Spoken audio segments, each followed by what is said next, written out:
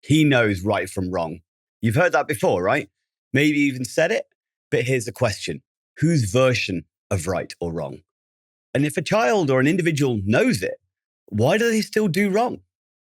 In today's episode, we unpack one of the biggest traps in behavior management, assuming intent, assuming understanding and confusing knowledge with capability, especially with an individual who's experienced a trauma or has ADHD.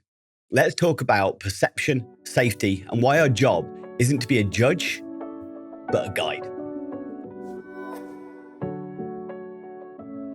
If you are caring for someone else, whether paid or unpaid, and no matter how many hours you do it, did you realise that you may be missing out on thousands of pounds of discounts for things that you may use every day?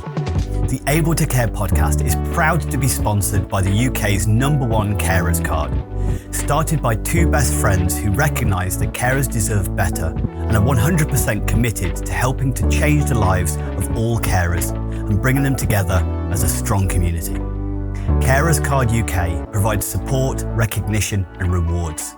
It offers reassurance by providing an ID card that helps access emergency information when needed, while also unlocking discounts, a wellbeing hub, a carers circle tool and a community through their app. All of this for less than the price of a box of chocolates a year. There are discounts on gym membership, days out, electrical goods, clothing and even glasses.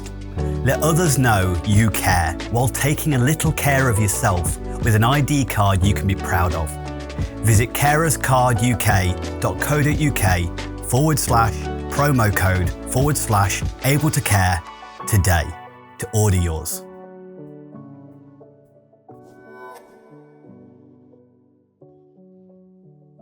Welcome back to the Able to Care podcast. I'm your host, Andy Baker, and today we're tackling a moment that you've probably experienced where somebody said he's just using his diagnosis as an excuse. He knows better. That was a lie, plain and simple. Let me give you an example of what sparked this episode. So one of my colleagues, my mentees kind of contacted me, letting me know that they'd experienced a challenge where a teacher was describing this particular individual as a liar and that he knows better and he knows that or should know the difference between right and wrong. So basically a boy diagnosed with ADHD gets into an argument over a football and the boy says that the ball is brand new. Now, the teacher says that it's not brand new. It was bought a month ago. And then another person said he's lying. He knows he's lying. He knows right from wrong. But that's the thing. Let's explore this a little bit deeper. Maybe to him, the ball is new. It's his. It's prized. It matters. So his version of truth, although it's emotionally charged, may be even emotionally accurate. This isn't about deception. It's about perception. So let's break down some of the assumptions that maybe the staff and teachers were kind of doing in this circumstance. Firstly, right and wrong isn't binary. It's not a case of things are universally. So yes, there are social rules, but also individuals, not every individual experiences morality in the same way as everybody else does, and particularly those who maybe have some neurological differences. So for somebody with ADHD, for instance, time perception could be distorted.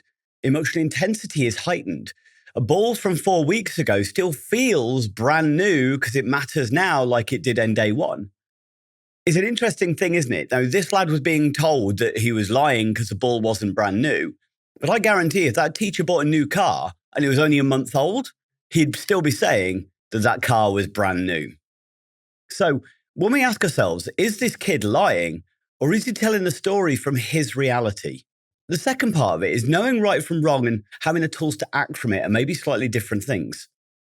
A child might know that they shouldn't swear, but in a moment of rejection or maybe they hurt themselves, they still do. They might know it's wrong to lash out, but if they become dysregulated, maybe that's just what their body does in that moment. If we think about it as far as, let's say we've got somebody with a neurological difference, we wouldn't punish a child with dyslexia because they spelt a word wrong. So why would we punish anybody else with any neurodivergence when it shows up as a behaviour? We have to remember that all behavior is a form of communication. Even behavior is an attempt to meet a need. So even lying. So the question is, why did he lie? Always our objective, as I've said many times, to be a better detective than judge. So What benefit might the lie have served in that moment? What pain was he trying to avoid? What power was he trying to reclaim? Maybe the ball was the one thing he felt control over. Maybe being right gave him dignity. Maybe he didn't want to be embarrassed or dismissed. Maybe he wanted to keep that ball, and he was just saying it's a brand new ball to try and add emotional impact to what he was saying. And hey, here's the kicker. We all do this. Adults constantly twist our reality to preserve pride or to spare people's feelings or things like that. Have you ever said I'm fine when you weren't? So are you a liar? Or were you just trying to protect or didn't feel comfortable to say it in that moment? Have you ever, for instance, told somebody you couldn't afford to go something? And maybe it wasn't quite true. There was money in your bank. You could have afforded it, but you didn't want to sacrifice other things to be able to afford it. So it wasn't that you couldn't afford it. You didn't want to afford it. So are you a liar? So this is a thing we have to understand, that children are going to do the same thing. Now, we wouldn't expect to necessarily be pulled out, called out if we were to tell a fib like that. We might call it a white lie or a low-level lie. But this is a thing, especially for teachers, but for all of us.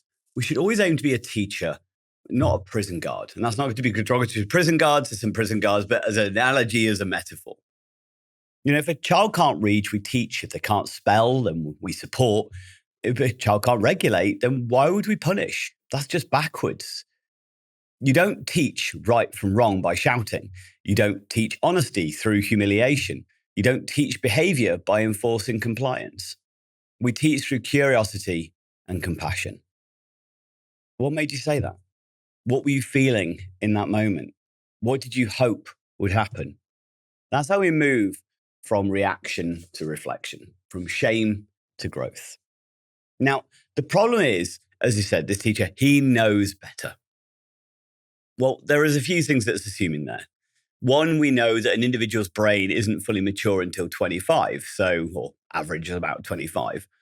Okay, so not fully developed. So maybe they don't know everything and know everything better.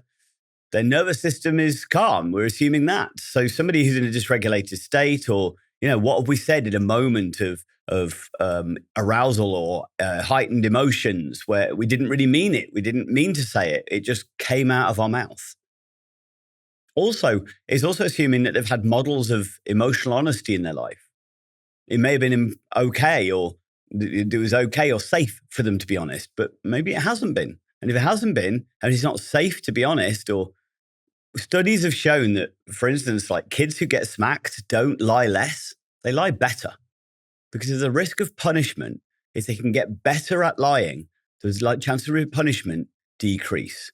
So suddenly, if a skill becomes more adaptive and I practice it, I'm going to get better at it. So instead of he knows better, ask, have I taught in a way that can access, that he can access when he's distressed? Does he understand the benefits of telling the truth? Does he understand the need to tell the truth in that moment? Now, again, I would say in the circumstance of related to a ball, pick your battles. But so what should we do instead? One, always focus on teaching, not on judging. Frame behavior mistakes as learning opportunities. Always ask what needs to be taught here.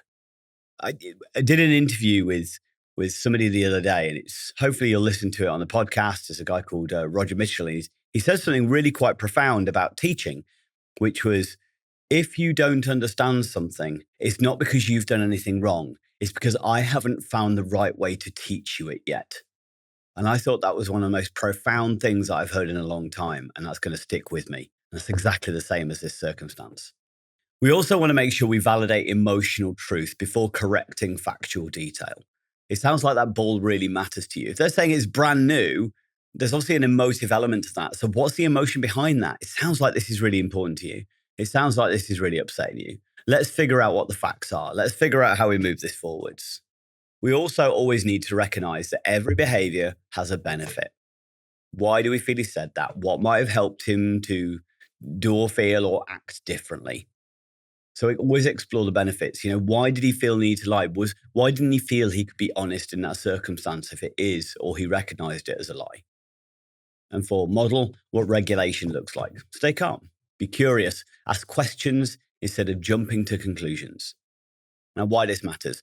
When we default to just saying he's lying, we shut down the most powerful tool we have, empathy. When we assume individuals are using their diagnosis as an excuse, or we ignore the reality that their brain processes the world differently, we don't need perfect individuals or kids. We need understood kids. And we don't need perfect staff. We need reflective ones. So next time you hear, he knows right from wrong, pause and ask yourself, does he really?